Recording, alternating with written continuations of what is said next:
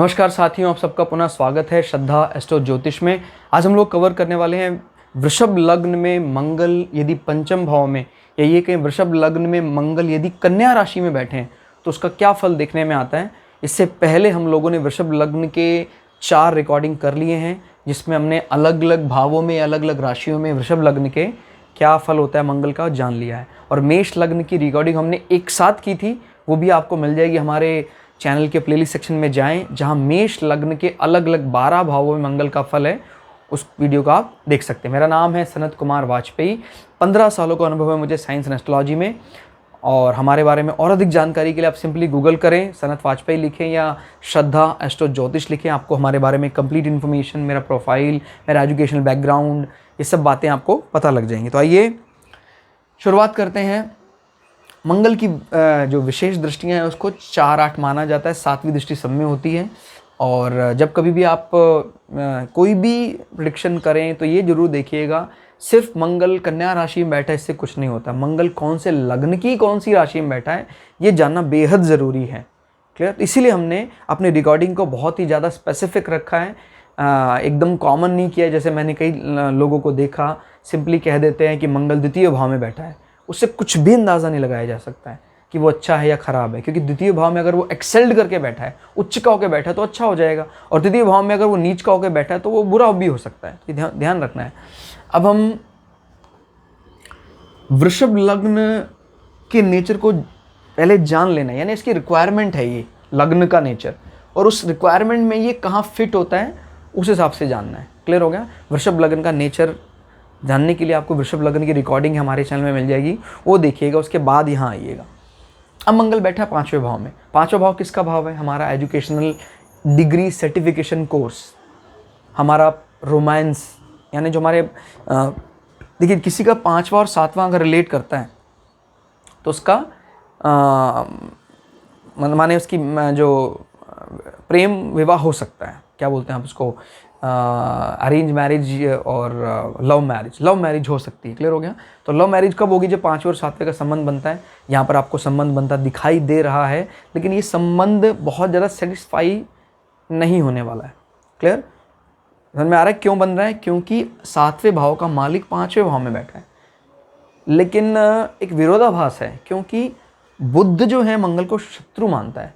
तो ये शत्रुता थोड़ी देर के बाद सामने दिखाई देती है, यानी ये संबंध बहुत अच्छे नहीं कह सकते आप। विवाह होगा, प्रेम विवाह होगा, लेकिन ये प्रेम विवाह बहुत ज़्यादा अच्छा नहीं माना जा सकता। प्राय कई केसेस में आप जब कभी अपनी कुंडली में भी देखेंगे, 5वें और 7वें का संबंध अगर अच्छे ग्रहों से, बृहस्पति और सूर्य ये सब बनाते दिख रहे हैं, बृहस्पति चंद्र, तो अच्छा बढ़िया जीवन बहुत, यानी उसको कह सकते हैं love in arrange marriage, love in arrange या अरेंज इन लव, ये सब कुछ भी कहें आप उसको, यानी रोमांस ज़रूर होगा उसमें। लेकिन अगर आप इसमें कहते हैं कि इसका कोई संबंध नहीं है दूर दूर तक, तो विवाह से पहले कोई इस प्रकार के प्रेम की बात नहीं चली किसी से। किसी का 5वां भाव एकदम ही कमज़ोर होता है तो उसका कोई सर्टिफिकेशन भी बड़ा धीमे धीमे होता है, रुक रुक कर होता है, और कोई रोमांस वाला पार्ट भी नहीं निखर कर सामने आता है। तो ये ध्यान रखिएगा। अब इसमें बुध आपको सर्टिफिकेशन कोर्स कराने के लिए पूरी तरह बुध की मजबूती ही जिम्मेदार है। जैसे अगर बुध यहाँ बैठ जाता है तो बुध एक्सेल्ड कर जाता है, कुछ पर्टिकुलर डिग्रीज हैं उसका ध्यान रखना ज़रूरी है। बट फिर भी बुध अपने घर में बैठता है तो आपको पता है सबसे ज़्यादा बुध को अच्छा लगता है अपना ही घर, वहीं पर ही वो आउंड हाउसेज मानता है, वहीं पर ही वो मूल त्रिकोण मानता है, और यहीं पर ही वो उच्च मानता है। फिर हो गया? बड़ा अजीब है कि सबसे ज़्यादा अच्छा बुध को अपना घर लगता है। बाकी देखिए सभी ग्रह को उच्च की स्थिति कहीं और है, उसको कन्या राशि में ही सबसे ज़्यादा आनंद आता है। तो बुध यहाँ होना बहुत मजबूत स्थिति हो जाती है बुध की। और फिर मंगल बुध का शत्रु, माने बुध उसको शत्रु मानता है, फिर भी कुछ ज़्यादा खराब होने वाला नहीं है।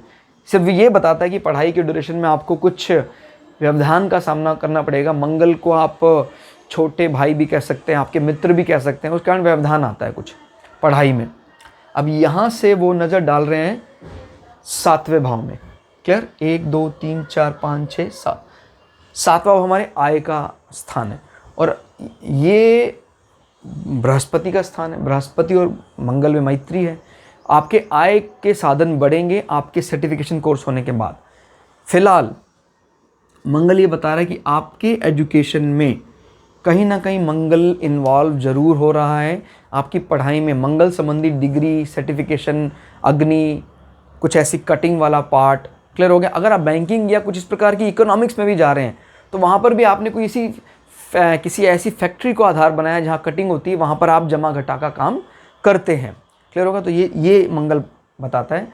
तो याद रहे, कटिंग एजेस, फायर एलिमेंट में जमा घटा, बुद्ध का काम, मुख्य रूप से आपका काम बुद्ध का ही रहेगा, बट मंगल ये रिप्रेजेंट कर रहा है कि आपके उस पर्टिकुलर फील्ड में अग्नि या कटिंग जरूर इन्वॉल्व होगी, क्लियर। और ये आपके आय को रिप्रेजेंट करेगी, क्लियर हो गया। तो सर्टिफिकेशन तय करता है। अब यहाँ से ये भी देखना है मंगल किस किस घर का मालिक है। मंगल 7वें घर का मालिक है, माने आपके जो पार्टनर हैं, पार्टनर और आपके बीच में एक रोमांस रहेगा। और आप जब कभी भी मंगल की अंतर्दशा चलेगी ऐसे व्यक्तियों को, तो मंगल की अंतर्दशा आपके पार्टनर के कारण आपको सडन गेन भी कराएगा। और ये क्योंकि संतान का भाव भी कहा जाता है, तो इसका सीधा अर्थ ये है कि आपको संतान में पहली संतान जो है बेबी बॉय होने की पूरी प्रबल संभावना हो जाती है।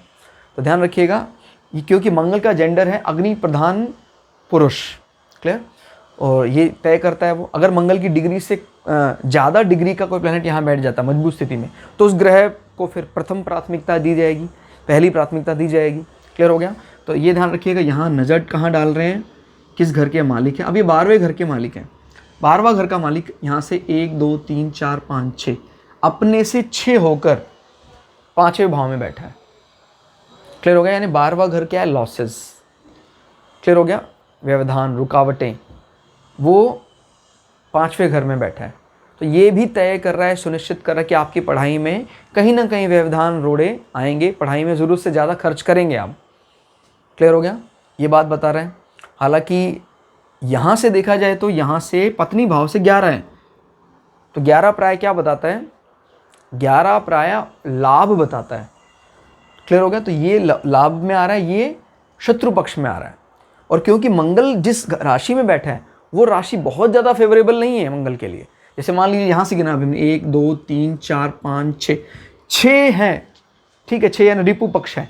लेकिन अगर ये यहाँ से 6 उच्च का मंगल बैठा होता तो फिर वहाँ आपको पॉजिटिव, छठे भाव से संबंधित पॉजिटिव चीज़ों को ट्रिगर करना था। मेरी बात आप समझिए ज़रा ध्यान से, क्या बोलना चाह रहा हूँ मैं। जिस भाव से आप गिनते हैं, जितने नंबर पर वो बैठा है जिस भाव से, तो उससे संबंधित चीज़ों को एक्टिवेट कर देना है, पॉजिटिवली या नेगेटिवली। पॉजिटिवली तब जब मंगल ओन हाउसेज में बैठा हो, या फ्रेंड हाउस में बैठा हो, या एक्सेल्ड पोजीशन में बैठा हो। नेगेटिवली तब जब वो एनिमी हाउस में बैठा हो। अब वो एनिमी हाउस में बैठा हुआ है बुध, क्योंकि मंगल को अपना शत्रु मानते हैं। लेकिन हमने फिर भी इतना ज़्यादा क्यों नहीं, क्योंकि बुध जो है शत्रु मानता है, लेकिन वो फेस टू फेस मंगल से युद्ध नहीं कर सकता है। मेरी बात आप समझिए ज़रा ध्यान से।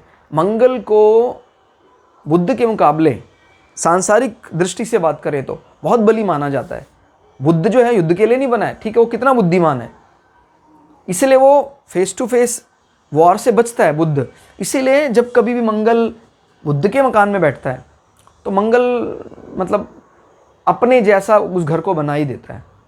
मेरी बात आप समझ में आ रही है? यानी इतना कमज़ोर होकर नहीं बैठता है मंगल, बहुत ज़्यादा नहीं दबता है जनरली। ये तो बुध है, वो ज़्यादातर प्लैनेट से बहुत ज़्यादा नहीं दबता है। वो वॉर के लिए बना है, वॉर करने पर ही विचार रखता है, इसलिए वो समझ जाता है इससे वॉर नहीं करने का है, ये तो वॉर करने के लिए बना है, ठीक है। तो ये ध्यान रखना है। 1 2 3 4 चौथी दृष्टि मंगल की पड़ रही है ससुराल पक्ष में। तो ससुराल पक्ष या अकल्ट या आयु, क्लियर, या आपके ससुराल पक्ष में आप जमीनी संबंधी कुछ फ़ायदा मिल सकता है आपको, क्लियर हो गया। ये आपका एजुकेशन है, या आपका सडन गेन है, ठीक है। जब सडन गेन आपको होगा तो आप अपने ससुराल वालों को भी इसमें इन्वॉल्व करेंगे, क्लियर। और इसमें क्या बता रहा है, 4 के बाद 5 6 7, 7वीं दृष्टि यहाँ, 8वीं दृष्टि 12वें भाव में। तो मंगल 12वें भाव का मालिक भी है और नज़र भी डाल रहा है।